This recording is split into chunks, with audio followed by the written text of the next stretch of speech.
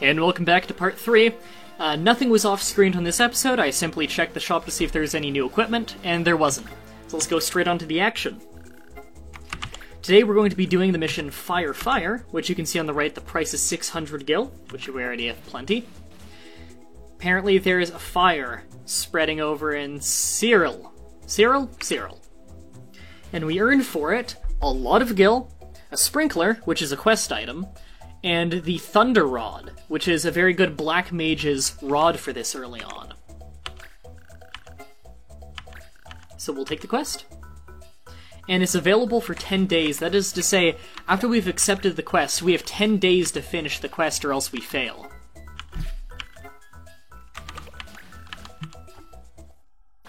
So I believe, yeah, the fire is right here. The current law is we can't use Charm, instead we can use Confuse. Now, I would rather recommended Ice and can't use Fire, because that would very much weaken the enemy monsters who also can't use Fire, and we could use Ice against them. However, we can't do that, because that would require we walk away and come back, and by then, the law would be Stop and Silence. So we can do every other one here if we wanted. We could have it land on this, which would not hurt us or help us. Stop. Lightning, which we could use. Rapiers. Fight would be illegal. Would be very bad, actually. I think we will stick with today's law of won't hurt or help us. And of course, these are bombs. We can't use fire on them because they get healed by fire. Since this is a side quest, we don't need to use our main character. However, since we only have 6 people in the team, we will be using him. Let's make sure that everyone's exactly where we want them. We don't really have a whole lot of frontline people. Well, we don't have people that are, like, strictly frontline. So... or many people, at least. So right now it doesn't really matter where we put people. So this'll do.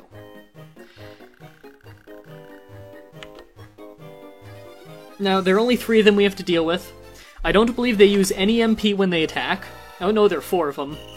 They don't use any MP when they attack. And they can do area of effect fire moves. So that will make this fight a little bit difficult. They'll never run out of the ability to use it. Although I could be wrong and just misremembering.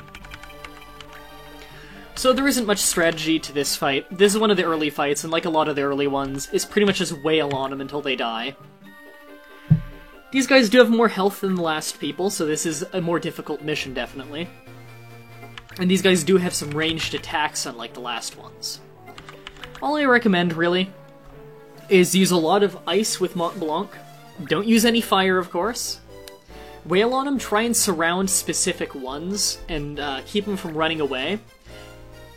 Although, be careful when surrounding a really injured one, because the others might spray fire on him, because they want to heal him, but you'll also be in range, so it'll heal him and hurt you all on the same turn. So, don't be reckless. And always have your white mage around.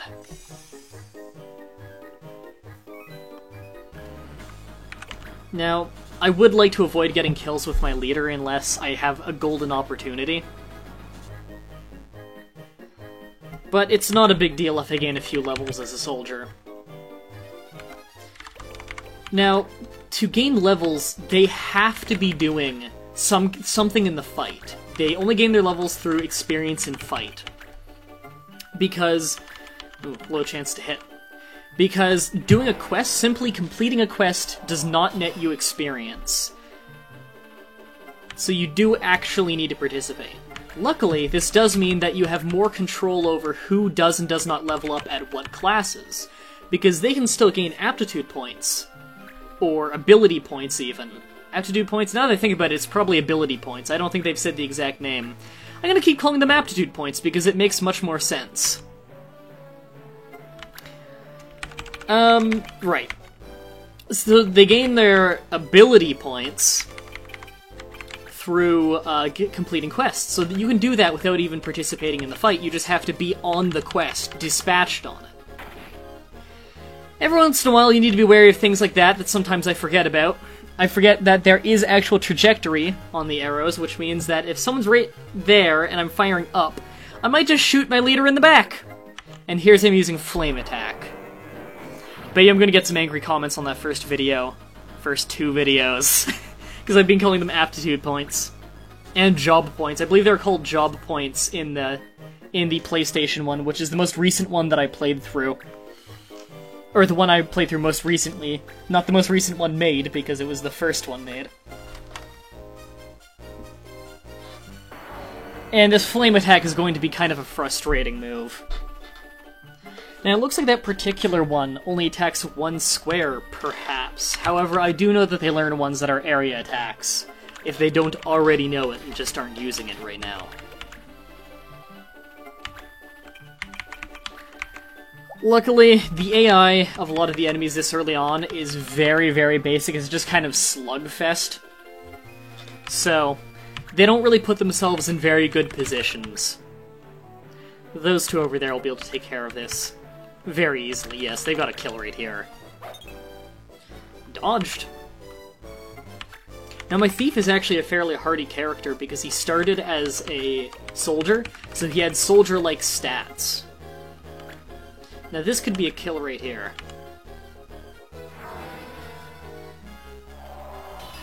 Yep. Alright, we're doing fantastic, actually. We've barely been hurt.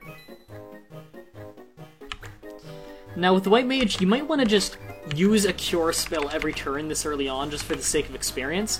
Whether anyone's hurt or not, as long as you use a Cure spell, which does not cost a whole lot of magic this early on, as long as you use a spell and you hit, you gain experience. Oops, that was a misclick.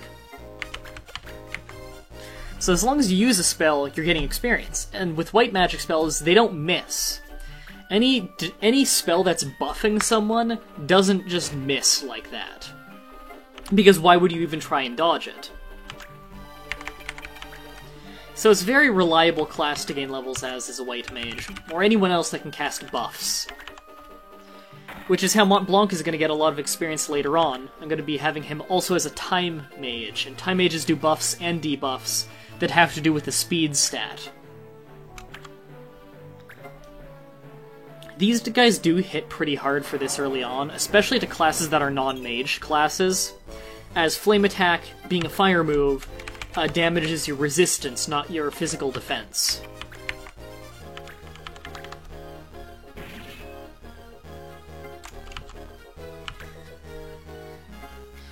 Another interesting difference from Tactics Ogre, for those of you who watched my Let's Play of that, is I don't get to pick the order in which my units move. They move entirely in order of my speed stats. Now, I believe, no, in this game you cannot actually target on top of an unmovable object. So I do need to target the ground around him, which means if I target anywhere but here, because elevation does matter, even if I target directly on him, because of the area of effect, I would be healing the bomb as well.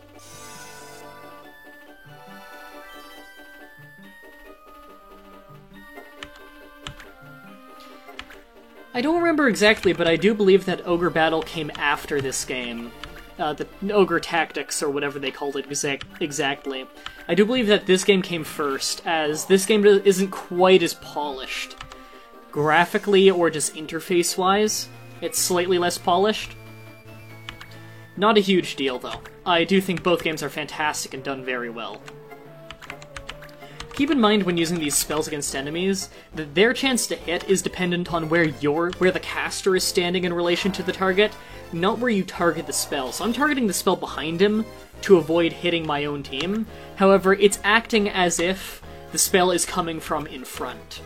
So his dodge chance is in relation to in front of him. Almost got a kill there.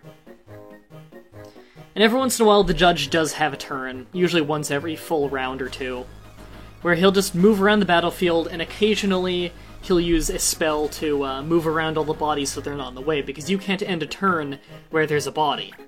So the bomb is actually in a pretty well-protected spot where only one guy can physically reach him. So I can't actually reach him with MDB right now, so what I'm going to use is just first aid myself. There's no MP cost for it or anything, and it's just a little bit of experience. and you can just wait on the spot. A nice thing about this game's UI, though, that the other one did not have, is you'll see in the bottom left the level and the experience. Well, at a glance, you can actually see your experience. Oh, actually, no, now that I think about it, yeah, you could do that in Tactics Ogre, never mind. And I'm gonna throw a heal spell up there. He's fully healed already, but again, this is just for some experience. Doing little things like that really does make a difference in the long run. It speeds things up.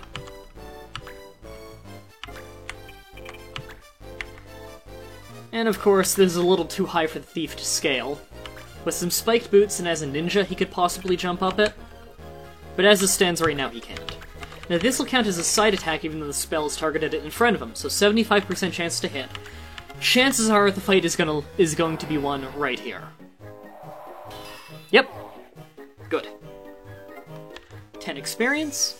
And you don't gain the huge experience bonus like you do in Tactics Ogre if you're the one to finish him off, but I believe it is a bit of an upgrade. And again, how much experience you get from each hit and kill, just like in the others, is in relation to your level compared to their level.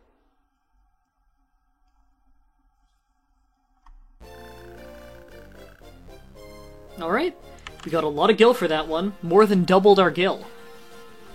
And we have quite a bit of money now. Since that wasn't a main story quest, that means no new items in the shop, unfortunately.